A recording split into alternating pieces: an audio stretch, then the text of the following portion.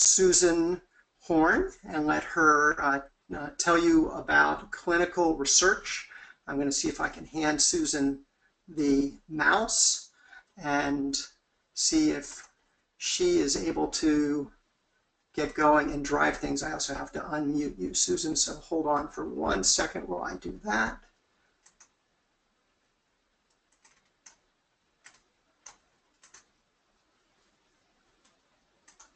Okay, Susan, you should be unmuted.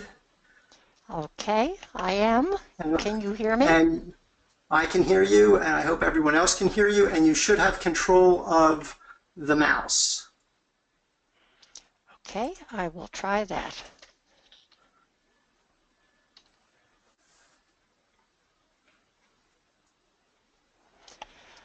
Okay, well, the objectives of our webinar are to describe models for clinical research, as Paul has mentioned, and in particular, we're going to be focusing on comparative effectiveness type research. We're going to also present some clinical examples of findings from practice-based evidence studies, which is the type of study design we've been using as we've been developing our registry. And finally, we're going to describe the critical role that all of you on the call now, the frontline clinicians as well as the patients and the caregivers that are on the line, what is the role you play in comparative effectiveness research and the studies we will be doing. First, I want to be sure that you understand the difference between two words that are commonly used in research: efficacy studies versus effectiveness studies. Efficacy studies measure treatment benefits under the best possible circumstances. The idea is to ask the question, can it work? Can this treatment work in controlled settings? That's in contrast to effectiveness studies that measure the treatment benefit under ordinary practice. In other words, does it work in real-life situations and for whom? Comparative effectiveness research, as I mentioned, is what we're going to be focusing on tonight. So what is it really? Comparative effectiveness research is designed to provide evidence on the effectiveness, the benefits, and the harms of different treatment options used in routine care. And the evidence then gets generated through studies that compare drugs, medical devices, tests, surgeries, or ways to deliver care in real-world situations. There are two ways that the evidence is found, either through systematic reviews of existing evidence that's out there from studies, as accumulating what was the treatment effect in a number of different studies and hoping that it was the same and beneficial in those studies, so that you essentially summarize what are the best treatments that they have found from existing studies. The alternative is to do a new study to develop new evidence about how something works in the real world. What we have mostly is these efficacy trials that determine whether the intervention produces a specified result under well-controlled circumstances in a selected patient population. Those are usually described as randomized control trials. What we need more of for real life is to do more effectiveness studies, that is, trials that measure the outcomes of an intervention under real-world conditions in an unselected population. That is what we're going to be focusing on tonight. Although the truth is we need both. Most treatments that are done in practice today have been studied, at least initially, in randomized controlled trials. But then, although they were studied on a very select small group of patients, they get implemented more widely. That's the practice effects of randomized controlled trials. And that results then in our being able to look at the effectiveness and how broadly they are applicable and beneficial. And even effectiveness studies can be progenitors of new randomized controlled trials. There are various databases that have been used for effectiveness studies. Randomized control trial databases and systematic reviews of them are one way people have done effectiveness studies. Other people have used large claims databases like the Medicare database or the Medicaid database. Health maintenance organizations and the Veterans Administration also have claims databases along with some electronic medical record data. And then there are specific condition registries that look at details about specific conditions. And finally, there are practice-based evidence study registries. Those are what we'll be talking about mostly today. Randomized control trials, just to point out what has been mostly used in the past, have been always considered the gold standard for efficacy and the value of interventions.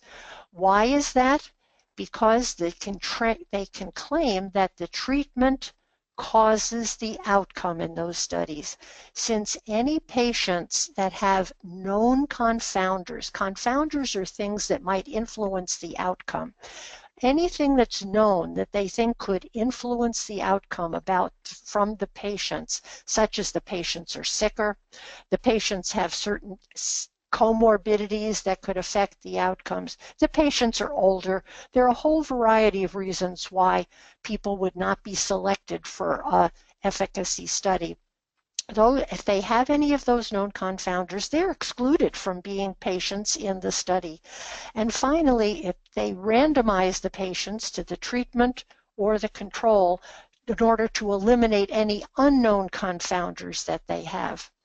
Although that then lets them claim that if there is an effect of the treatment on the outcome, it had to have been the treatment that caused it because there's nothing else there that could have caused it. There are still limitations to studies like this. First of all, the sample sizes are usually quite small. Too small to detect uncommon risks, and also they need to be small because they often have to screen a very large number of people to find those that don't have any other confounding things that could confound what the findings are in terms of affecting the outcomes of the study. Follow-up periods are often short, too short to assess long-term outcomes. The reason they do short follow-up periods is that it's very hard to keep people doing the same thing over a long period of time. Higher risk patients are typically excluded, so the findings don't apply to all patients with that condition, and the level of monitoring is much more rigorous. That's in order to ensure that the people are really following the protocol that's specified. And finally, there are high rates of treatment discontinuation. So people have realized that they really can't always use the findings from randomized trials to decide what treatments they should give to people. And that's why non-randomized studies have come into existence, and that's where comparative effectiveness comes in. The advantages of these studies are you can cover now thousands to millions of people, including minority and elderly people, all levels of severity of disease and comorbidities and things of that sort. All of them can be included. The ability to provide treatment exposures. They can measure how many people are getting certain treatments and what adverse events occur. You can provide population and subpopulation estimates, and many randomized trial databases can use some elements from electronic databases that are now much more common. But these types of studies, non-randomized studies, also have limitations. They usually have a limited ability to capture patient details such as their severity of illness, their motor functioning, their cognitive functioning, various health behaviors. They just don't have those in the databases that are typically used for comparative effectiveness research. There's also a problem of even getting access to these comparative effectiveness type databases because the access is often restricted if you're not a member of the organization that owns the data. And finally, many of the variables that people really would want to know about patients or their treatments are in text form, so they're not exportable from electronic medical records. The typical the type of electronic databases that are available for comparative effectiveness research are the ones you see here. Insurance claims databases, as we mentioned before, like Medicare and Medicaid, or large health systems databases. These databases will have diagnosis codes and procedure codes and demographic information, but they won't have details about the diseases, and they won't have details usually about the procedures that are done. There are also, though, disease and condition specific or procedure specific registries that do have more of those details. What is in those clinical registries? Well, those have been designed to systematically collect and store health-related information on either a specific population that we're talking about, for example, cerebral palsy, and they're most often defined by either a disease or even sometimes a procedure. The advantages are, as I mentioned, you can just collect very detailed data related to that particular condition or particular treatments done for that condition. But they're typically created as an add-on or a separate database from those used for usual clinical care or payment purposes. And there's often limited information outside of the particular condition or procedure that's being studied. So what is the problem then with these non-randomized type studies? The main problem is a concept called confounding by indication. What that means is the therapies that are chosen for a person are chosen in a non-random fashion. They depend upon the prognostic factors or characteristics of the patient to influence what therapy will be chosen or used. So the recipients of therapy can be at much of the particular therapies they're studying can be at much higher risk for certain outcomes. In other words, the users differ from the non-users in key respects. So when you find a treatment associated with an outcome, you don't know whether it's the treatment that's causing that outcome to be what it is, or whether it's differences in the patient factors that are causing that outcome to be what it is. So the way they've tried to overcome this selection bias or confounding by indication is through statistical adjustments, various methods of matching, things called propensity scores or instrumental variables, covariate adjustments such as severity of illness measurement, and there's an ongoing debate about the adequacy of these adjustments. So that has led us then to look at these challenges and try to overcome as many of them as possible with a study design approach called practice-based evidence. In essence, it's looking at the actual practice of care and trying to find out what works for whom. In these studies, patients, caregivers, and clinicians all help to create the database and provide the data that we're using. Data come as much as possible from existing electronic medical records, but we need to use standardized data elements about the patient, how we describe the patients, the patient characteristics, how we describe the treatments that are done, the processes that go on, and we look at multiple outcomes. The data collection becomes part of routine documentation, so it's not an add-on. That allows then rapid patient accrual, since in many of these studies, this standardized documentation is just the standard things they're doing during routine care, so it's essentially part of standard of care and doesn't require patient consent because it is the standard of what they're doing to the patient. It's just the way they document it in a systematic way. And then the data can be collected not only at one point in time, but longitudinally and on an ongoing basis, so you can follow patients over a much longer period of time to see the long-term benefits of treatments. Patient comparability is addressed with various measures to control for that by matching, etc., that I mentioned before. But we have been using in practice-based evidence studies a system called the Comprehensive Severity Index, which is an index that allows us to describe in great detail how severely ill the patient is with each of its diagnosis codes. I'll show you an example of that in just a moment for cerebral palsy patients. This is the way, though, we have been addressing confounding by indication and selection bias. These practice-based evidence databases also include all treatments with detailed descriptions about them, such as the date they were done, the dose that's done, the intensity, the route, all of the different types, anything that goes on in the procedure. We ask people to tell us what they think could be influencing the outcome, so these details can be collected in a standardized way. We can assess in these studies both drug and non-drug combinations of therapies. And that ends up such that when we find out what works best for whom, it's much more translatable into regular practice and routine care, because the people who are part of these studies are just people in everyday care from the start. They're not selected. To put this into a picture, what practice-based evidence studies do is to collect, as I think of it, 3 boxes of information. The purpose of doing anything at all is to improve the outcomes.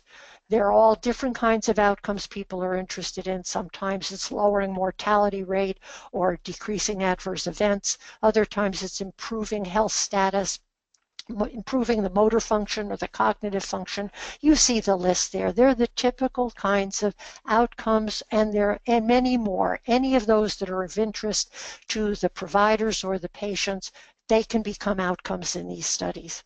And then once you know the outcome, you ask the question, what are you doing as practitioners or as patients? What are the processes you're going through that you think can be affecting those outcomes? And for whom are you doing those processes that could also be affecting those outcomes? We essentially measure the details of the patient characteristics here, the process factors, and see how they are related to the outcomes we want to study.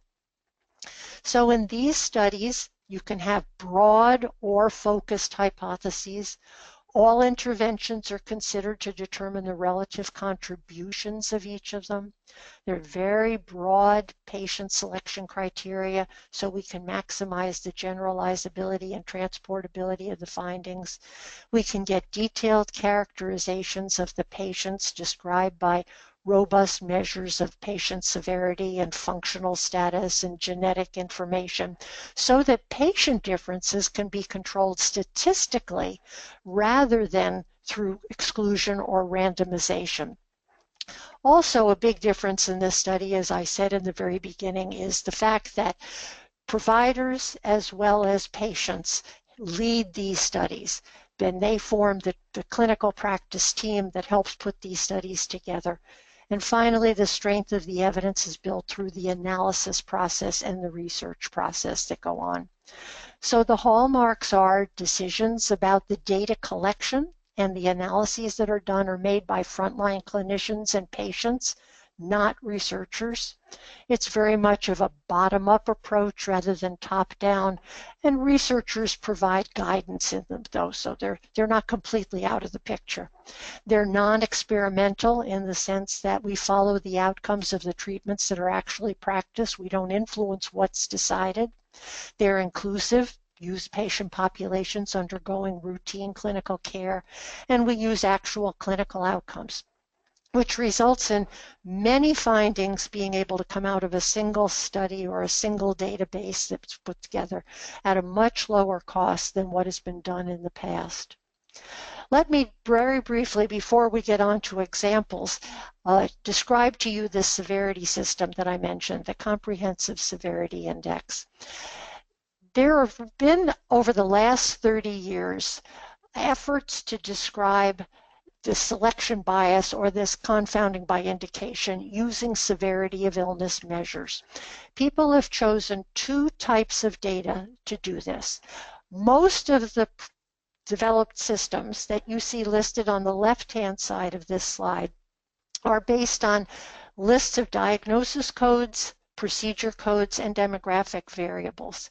And in those types of studies, they take an existing database and they either ask what predicts death, that's the severity definition, or what predicts resource use. That's something like length of stay or cost. So all of the systems have used those limited pieces of information to predict either death, cost, or length of stay. There are two systems on the right-hand side that have been used to develop severity measures or control measures based on physiology of the patients. That's the Apache and the Metasgroup system. The system that we have been using in practice-based evidence, the Comprehensive Severity Index, or CSI, is really a combination of the two. It takes each code that the patient has, each disease code, and asks what are the relevant signs and symptoms, physiologic signs and symptoms, that will indicate how severely the patient has that condition. And that's then how we are able to define how sick patients are. So severity is defined as the physiologic complexity presented to medical personnel due to the extent and interaction of a patient's diseases. The system is disease-specific. No treatments are used as criteria. It covers all different diseases. And people have then found that you can use these physiologic signs and symptoms such as the vital signs, the laboratory values, radiology findings, other physical findings to describe and how abnormal they are, to describe how sick the patient is and to differentiate patients when we're trying to look at, is it the patient criteria or the treatments that influence outcomes. Here's an example of the characteristics that are picked up, the indicators for severity for children with cerebral palsy. The age of the children in this particular data set is age 2 to 4 years. We have criteria for children with cerebral palsy less than 2 years and more than 2 years, but this is just one of the subsets of criteria that were produced. And in these criteria, we look at the cardiovascular system, digestive system, laboratory values, musculoskeletal system, neurologic findings, pain, the various senses, and finally vital signs. And so we take all of these into account. If the child has cerebral palsy, we ask to what extent they have any of these signs and symptoms, and then how abnormal are they, leveling them from level 1, normal to mild, up to 4, catastrophic or life-threatening. That then allows us to have great detail. So when a provider says, how do I know this treatment that it looks like works to produce better outcomes would work for my patients that have A, B, C, D, and E? You know, they'll list all kinds of things for me. And what I'll know is that I've probably got every one of those criteria measured because we've had the ability to collect the severity information about all of the diseases that each of the participants has. So now let me show you that's a high-level picture of what we've been doing with practice-based evidence type studies. Now let me show you two examples of how this has been used in the past and what some of the surprising things are that we discovered as a result. The first is a study, a pediatric study of little children with bronchiolitis. Actually, the average age of these children is 3 months old, so they're very, very tiny and young children. And the question that we were asking here, the clinicians wanted to know, was what is predicting the cost of these children? That was just one of the outcomes they wanted to look at.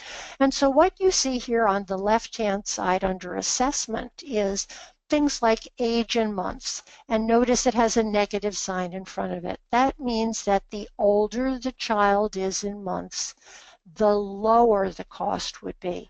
That's not surprising to us because we think, of course, as a child is older, they're going to be more robust, and consequently they'll probably stay less time in the hospital, and then they will be able to have a lower cost. So that makes sense, but that's controlled for. The next one, MCSIC, that's the severity measure taken from all of the diagnoses that the child has. And notice a plus sign. The higher the severity, the higher the cost. Again, nobody is surprised at that. Sicker patients usually stay longer. But then on the right-hand side, you see a whole list of procedures that are associated with higher cost too. Well, we're not surprised because, again, procedures are costing so that they would add to the cost. However, once you've controlled for the patient characteristics, then you'd think that all the patients who were admitted to the pediatric intensive care unit, the PICU, would always be the sickest patients, so it would overlap considerably with the severity. And in particular, as the team looked at these findings, they came to wanting to look at in detail the intubation. They said to me, Susan, why again would intubation be here? Because it's telling you that child is sicker. Intubation means they have to do mechanical breathing for the child. And that occurs when the child either stops breathing on his own, or the child has severe breathing difficulties, their blood gases are out of line, they begin to turn blue with cyanosis, etc.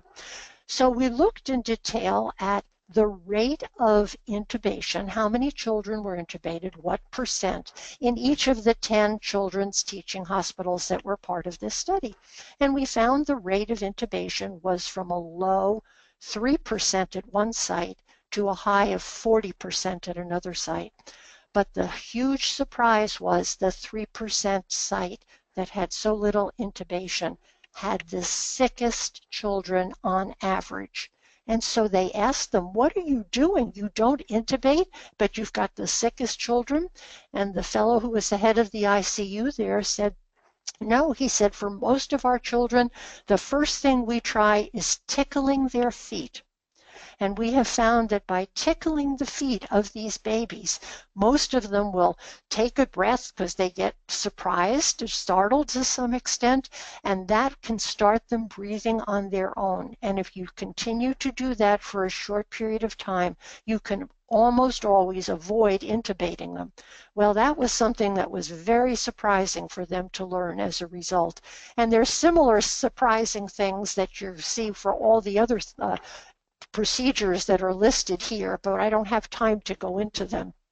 Another thing that was learned about this database that people were questioning at the time was, when should you vaccinate babies against getting RSV or bronchiolitis? And the tests had been done when the vaccine was put onto the market and approved by the FDA. They chose to do it only for very premature babies less than 32 weeks gestational age, because they felt that was the most severe group of children and the most at high risk of having problems. But in our study, people were wondering, should that really be higher or should it be lower? What was the resource use of children with various gestational ages? Well, we had collected that in our database. And so we were able to divide it up into those children who were less than 32 weeks, 33 to 35 weeks, 36 weeks, and greater than 37.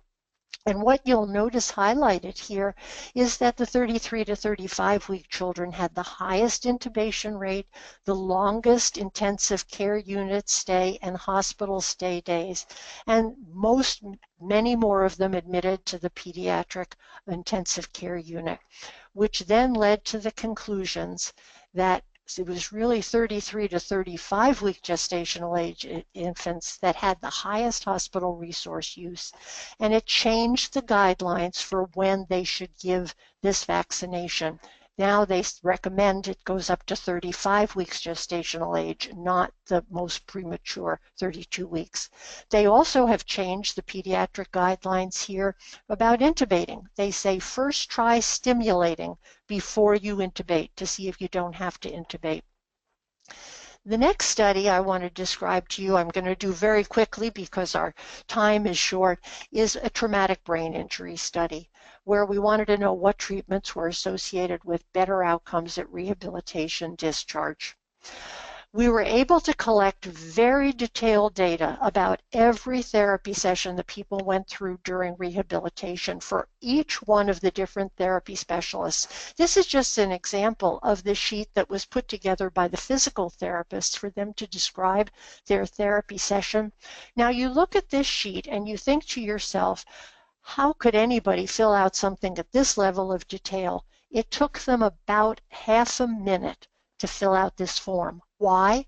Because it was developed by the physical therapists themselves, all of them participating in the study. They defined every variable on here. They decided how they wanted to collect their data to describe what they did in a therapy session, and they even designed the format of the form so that they could fill it out very quickly. That's the kind of thing we do together with the providers and the patients in putting together the tools and the standardized documentation for these studies. Is it worth it? What we found was definitely yes. What I want you to see here is the difference in explaining the variation in outcomes. I've chosen just one to show you here, the discharge motor outcome and the discharge motor functioning of people. When they have a brain injury, not only is their cognition affected, but also their motor functioning is affected. So we divided this population, we had over 2,000 patients here, into their levels of severity of their brain injury, with admission cognitive functioning less than 6 being the most severe and greater than 21 being the least severe. You'll notice that patient factors themselves don't predict very much of the variation in outcome, only 38% of the variation in motor outcome here. By knowing their patient characteristics for the most severe patients, and it predicts much better in terms of the outcome for the least severe patients. However, when we looked at how much time was spent in total in therapy, you notice that doesn't add very much in terms of the explanatory power. The percentage of explanatory power only goes up a percentage or two, not very much at all. What big difference was when we added how much time was spent in various activities. That says to us that it's not how much time you spend overall, it's what you do with that time and how much time you spend during that session on specific activities. That's what's associated with being able to predict the outcome so much better. That led us then to being able to say, well, what are those things that are associated with better outcomes, which are in green on this slide, and what's associated with poorer outcomes, which are associated with red. So as an example, age. As patients get older, you notice almost everything is red.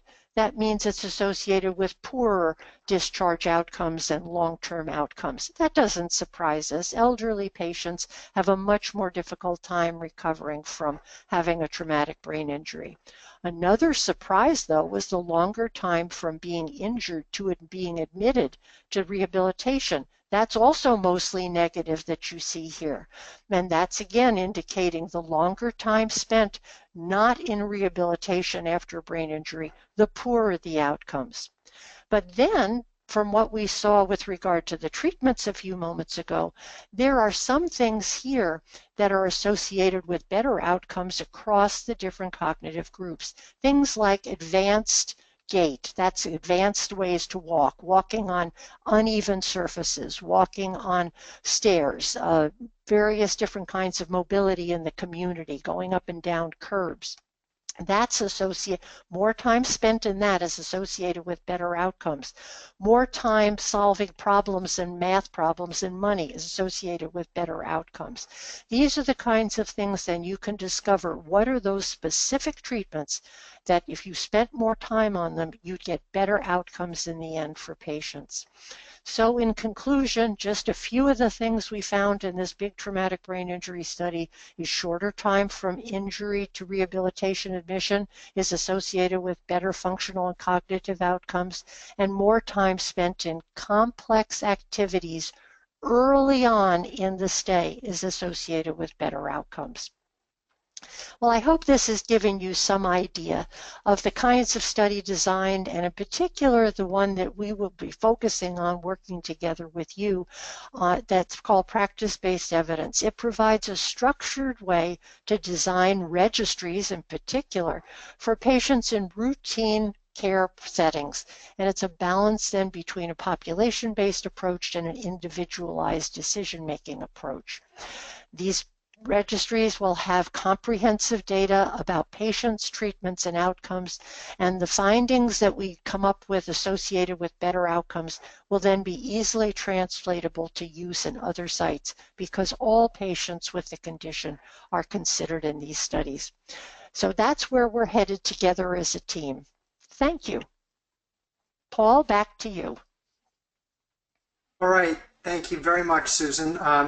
So let me see now if I can manage the Q&A session. So people can either raise their hand or they can actually ask a question with Q&A capability. And we don't currently have any questions queued up. Let me see where I can see if people have hands raised. And then I can unmute them if they do. I don't see any. Oh, wait, I do see 2 hands raised. Okay, so the first question I'm going to try is Daniel Pecorella. And I clicked on you, but let me make you unmuted. There you go, Daniel. Can you want to ask your question? Hi, Paul. Can you hear me? I can. My question is in regards to registries. I don't have much experience with them, but the ones that I have seen are like I think it was mentioned at the beginning of the webinar that they're more broad, and I wondered if and that's how I've seen them before. So like just a CP registry, and I was wondering, a lot of the research questions that are being posed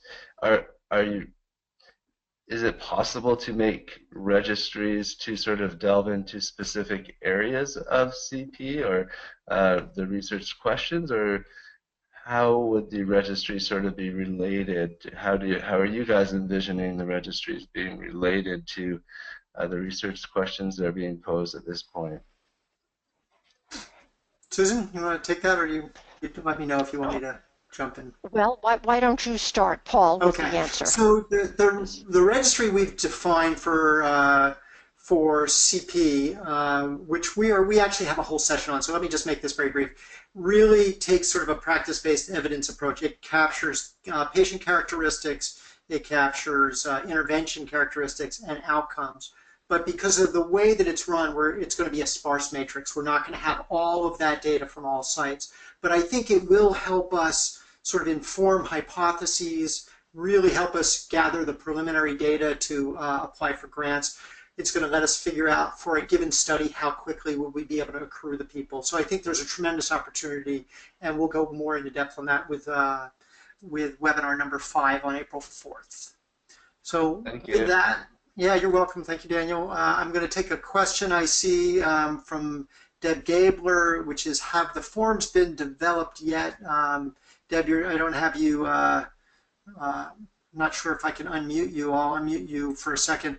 I'm not sure which forms you're asking about, but certainly the CPRN forms for the registry have been. But are you talking about a different thing? Yeah, I was talking about the therapy forms and how they would they be incorporated into the current CP registry forms that have been developed for EPIC.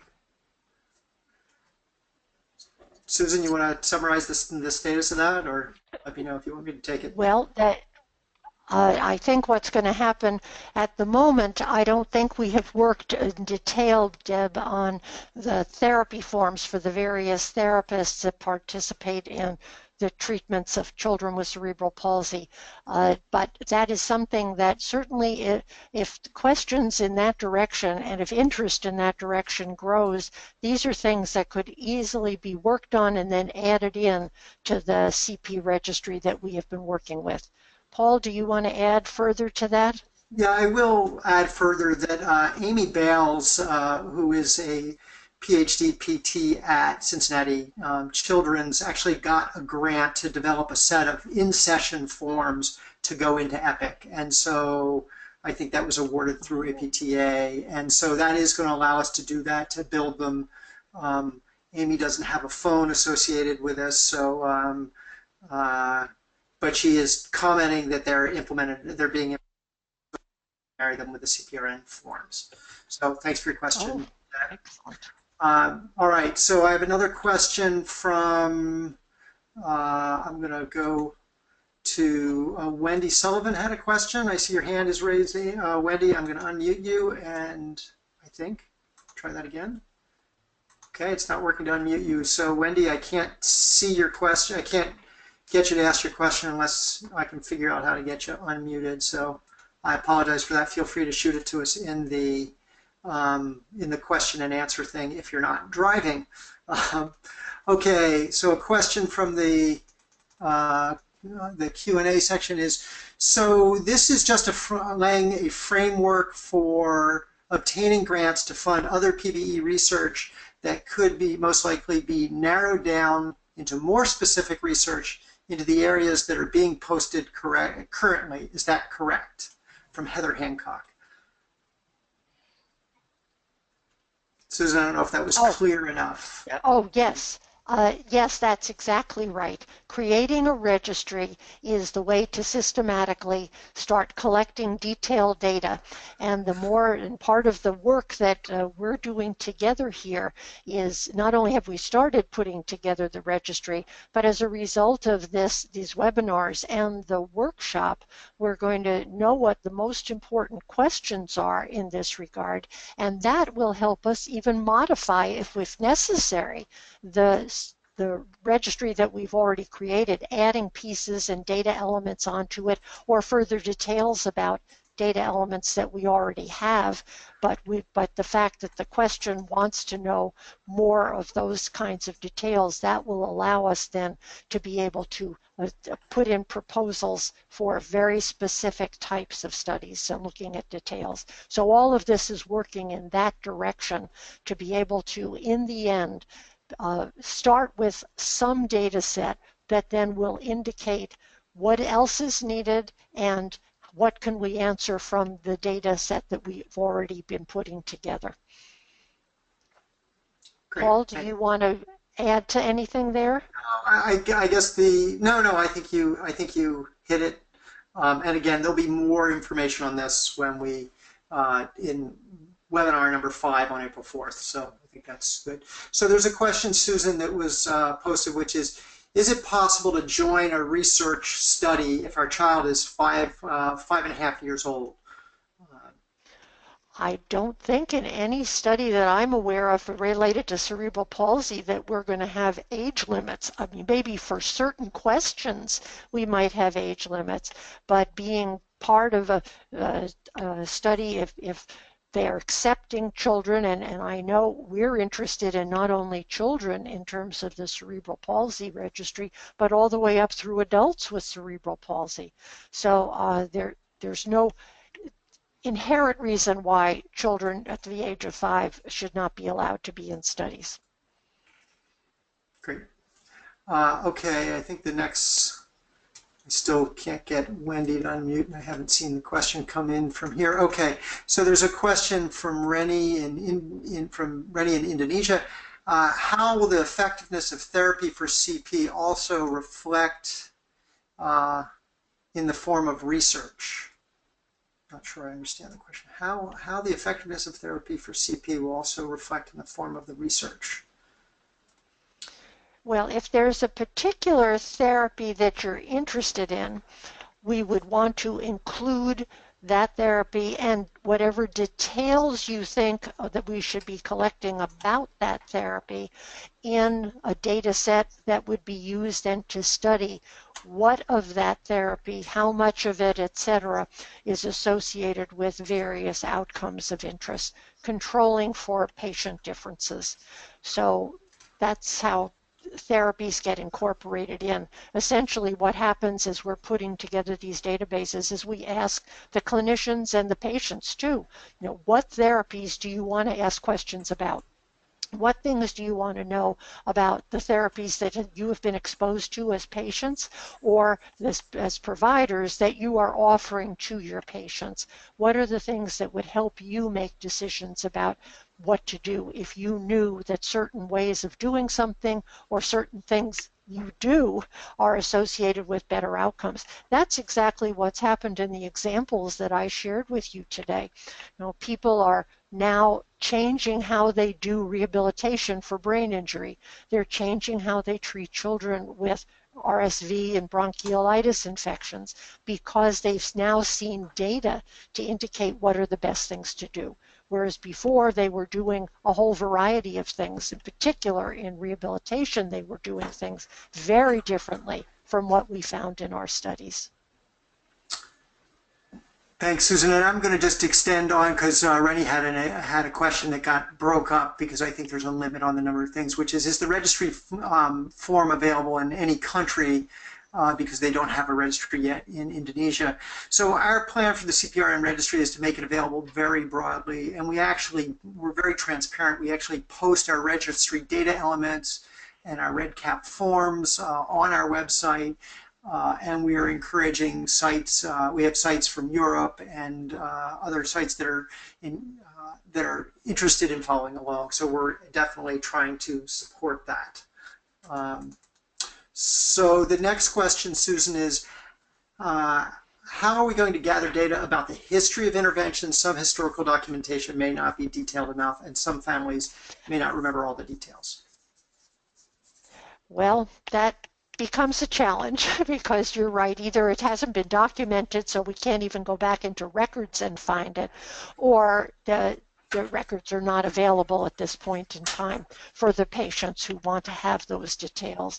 So what we have to do is to do the best we can with regard to history, realizing that if we go forward and if we put together a registry and start collecting data as soon as it's recognized that in this case the child has cerebral palsy, if we can get them to be participating in the registry early on, then we will be able to collect longitudinal data over time, and then we will have whatever the history is in terms of the data that have been collected. That's the idea behind these kinds of studies, particularly the one we're putting together for cerebral palsy.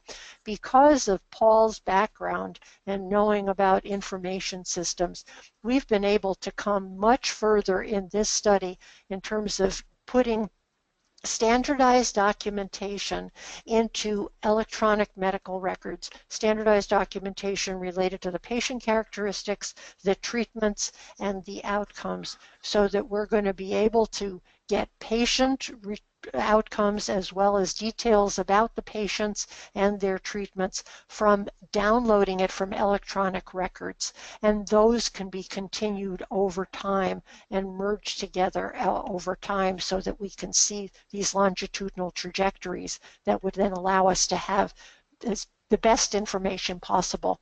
But at this point in time, if we have to look back at history that if it has to be from recall, it can be a much harder thing to do, but we're working towards improving that, as I mentioned.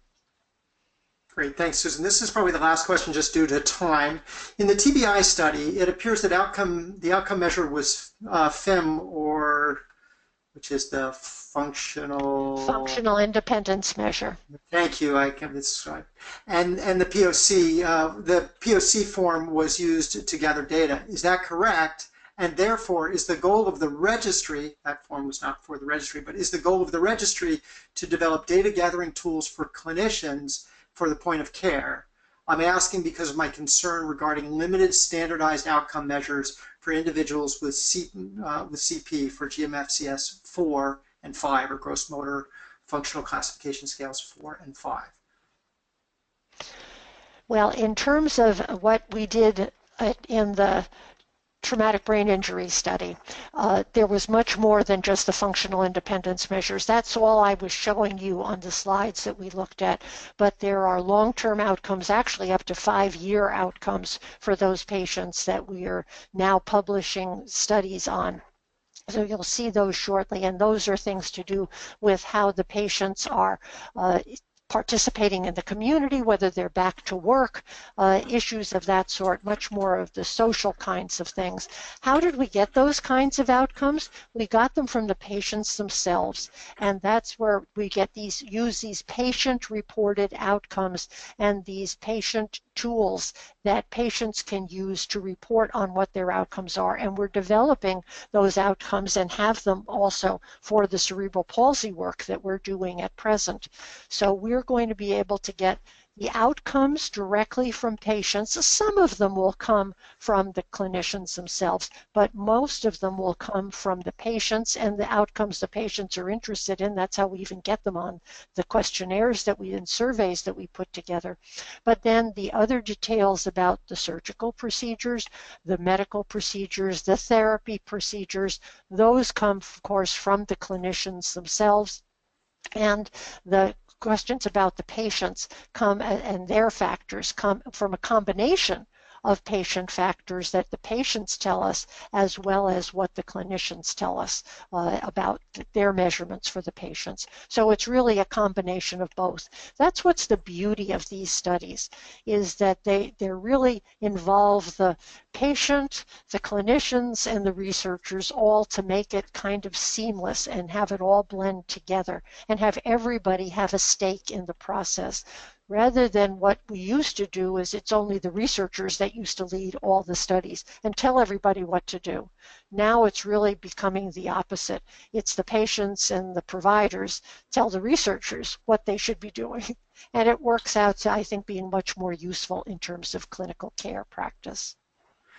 And I will add quickly before I'm going to sort of wrap, and then Susan, if you have time, there are a few more questions. I'm going to leave it open, so leave the webinar open so we can answer them. Available. But give people an opportunity to hear concluding comments and go. So the other thing I would say is we do have a group that is focused, engaged with our community advisory committee at looking at patient-reported outcomes across the GMFCS, across the functional mobility scale. So I think we will address the concern, and the goal is to not only have point of care data collection, but also to have community-based data collection. And again, we will talk about that both in webinar 4, which is going to talk a bit about patient-reported outcomes, and webinar 5 in terms of talking about our community registry plans. So I'm going to just give people an opportunity to stay or not. I just want to remind people that as soon as you exit the webinar, you're going to be offered a very brief poll. If you don't do it, or not a poll, but a survey, if you don't do it, it will send it to you in email. But I would really encourage you to do that. That's our key measurement of engagement, and so we greatly appreciate your time. Thank you very much, Susan. I appreciate the fact that you can stay a little longer. I think I've got about 5 more questions queued up, and we'll continue to walk through those. But for everyone else, this is the official ending time, and you should feel free to sign off at this time. But I've got questions from Maribel, Jonathan, Uni, Christina, Jonathan Klein, and that is it. Okay, so the question from Maribel is, in which website do we register CPRN or CP Now? And I don't know if there's any way I can unmute you, Maribel, but I'm not sure. If you're talking about registering for webinars, you're doing a great job wherever you did it, but CPRN has the links to that on it. I will just see. I've unmuted you, Maribel. Is there something, are you talking about for getting involved in studies? What was your question specifically? Right. Yes. Yeah. Can you hear me? Yes. Mainly, I've heard about different registries, and in order to register my son for the research, is this because right now I am the one who's registered for the webinars. But what about for the actual research? So let me say two things. So first of all, there is a thing called the CPRR, or Cerebral Palsy Research Registry, that's based out of Northwestern University, and that is a registry that's meant for people that want to be available to get involved in studies. And I would encourage you to put your information there so they can know whether or not you fit their inclusion criteria, and they can reach out to you. We will over time, so the way the CPRN registry works, there's two pieces. There's a clinical registry. You'll be in it by visiting a clinical site. So one of the 18 sites, we plan to expand well past 18 sites, but you'd get into it with your clinical data. There will also be a community registry, which we will make known to a very broad set of people when it becomes available, so that you can register in that. And that's both for patient-reported outcomes and secondarily to be able to sort of raise your hand to say you want to be in a study. Okay? Okay, Great. thank you. And it's a CPR registry, is that what you said? So if you look up the CPRR is what it's called, or the CP Research Registry, and if you search for Cerebral Palsy Registry, it's the first thing that comes up in Google. Great, thank you very much. You're welcome. Okay, the next question was by Jonathan Klein, which is, will that include devices for foot drop like walk aid? And I don't know if that was an add-on. Jonathan, you're still there. I'm going to unmute you and see if you can clarify your question, although unmuting you doesn't seem to be working. So you can type in a clarifier for that if you want, and I'll come back to your question. What is the, so this is from Uni Narayanan, or Narayan, if I get it right someday, Uni. What is the basis for the CP Severity Index and its validity, or was it presented just as an example? It was just presented as an example that it has been created. It was created by a group of pediatricians and cerebral palsy people who treat cerebral palsy to indicate what they felt were the criteria that were describing cerebral palsy and describing the differences, the characteristics they saw, and then what were the severity differences in terms of normal to mild up to catastrophic or life-threatening. So it hasn't been used extensively, but it has been used in the cases that we have done for our pediatric studies in other clinical areas, and this being sometimes the secondary diagnoses. For example, we had a number of cerebral palsy cases for children who were in the bronchiolitis study because they also had cerebral palsy at the time. So that's how it's been used so far. But it can be changed once we decide as a team how we would like to change it to measure it. That would be another way that we would be able to function with regard to how we collect data for our registry here. Back to you, Paul. Great, thanks. So the next question is from Christina Youngblood. How long after the registry begins will it take before the information collected can be used to begin applying for research grants? Want to take that one, Susan, or you want me to take it? Oh, well, it depends on how fast we get the data in and what the questions are that you'd have for the research grant. But we'll be accumulating it over time, and we hope pretty quickly we're going to end up with thousands of cases. The design and the hope is to have thousands of children. As an example, we have a chronic pain registry that we've been working on, both cancer and non-cancer patients. And today, a few years into it, we have over 5,000 patients in there that we've collected longitudinal data on. So over time. So these things can develop very rapidly, and the sample sizes come very rapidly because everybody qualifies, in essence, to participate in them. The other thing I would add, Christina, is the existence of CPRN and the infrastructure that's already been defined for the registry has actually been used in research grants and is a thing that adds credibility to CP research at this stage. Because of the nature of our data collection, which is it's entered by the clinician as part of the clinical visit or post-surgically, when it is up and running, we will have a very large amount of data very quickly. So I think it'll probably take a year before we could sort of take a snapshot of the data and start to use it for granting. But I think at the end of a year, we will have thousands, if not tens of thousands, of patients. We already have 600 in the registry. They've all come from a single site, and that's just from having one site, up and running. And so I think it'll be a very powerful tool at the end of a year of data collection for enhancing preliminary data for granting. Okay, the next question was from Jonathan Klein. He said, will you have a method for compiling data from paper records from long ago, which is somewhat close to the other question that was asked. But Jonathan, I'm going to see if I can unmute you once again. Maybe I can, maybe I can't. I don't seem to be able to. But you said I'm an adult with CP interested in those types of devices, so I assume that's back to the devices for foot drop like walk aid. And so I think what Susan had already addressed, that paper records are a difficult challenge for studies, but we are certainly plan to collect data about a broad array of devices as part of the registry. I'm going to move along. Karen, I'll send you an email about your challenges. I'll let everyone know that the process by which I'm reminding people to fill in the first, to either watch the first webinar or to fill in the first webinar survey is flawed. It has algorithmic problems, so I'm sorry if I'm overmailing some of you, but don't worry. And if you're using different email addresses, that's part of the potential challenge.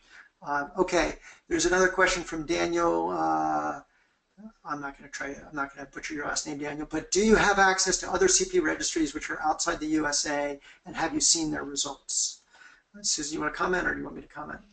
Why don't I let you comment, Paul? Okay, so we worked with some folks from CP Alliance for the Australian registry. We have certainly looked at data from other registries. In fact, there's a fascinating page on CP Alliance's website where they went through a similar process where they asked clinicians, they asked patient population, people with CP, what did they care about most, and they've got it divided up. And I think we'll find similar and different findings. So, but there are many registries. Canada has a registry.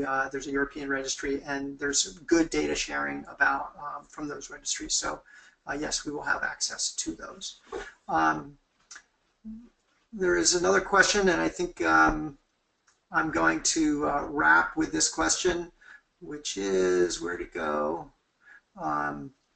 Is how are we going to gather data about us? No, that's not it. Sorry, I scrolled. How are you going to ensure the capture of all non-traditional interventions, alternative and complementary medicine? Will you have open-ended fields? Will families write in something not included in the list? Some non-traditional interventions may be rare in the US unless you expand it globally. So Susan, can you say something about how data gets captured for things that are not planned in advance, like that you're not aware are happening but could be differences? Yes, what happens is while data are being collected, and I think we'll probably do this for the registry also, but in practice-based evidence studies in particular, while the data are collected, we actually have weekly or bi-weekly, every other week, meetings with the various therapists and the various people who are documenting for the study, and they bring new things to us, and they tell us, we don't have a place to record X, Y, and Z. We've suddenly discovered, but it's an idea that we're doing, and we want us to have a place to be able to document it. And so what we do is we modify the documentation tools to include it at that point in time, so that if it's being done to a patient, we want to have an ability to be able to collect it.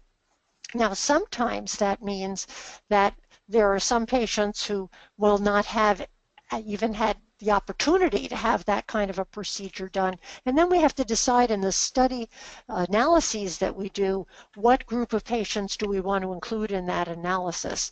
I'll give you an example. There were some places in our traumatic brain injury study that didn't want to spend the time recording certain measurements about the patient that other sites did want to have recorded.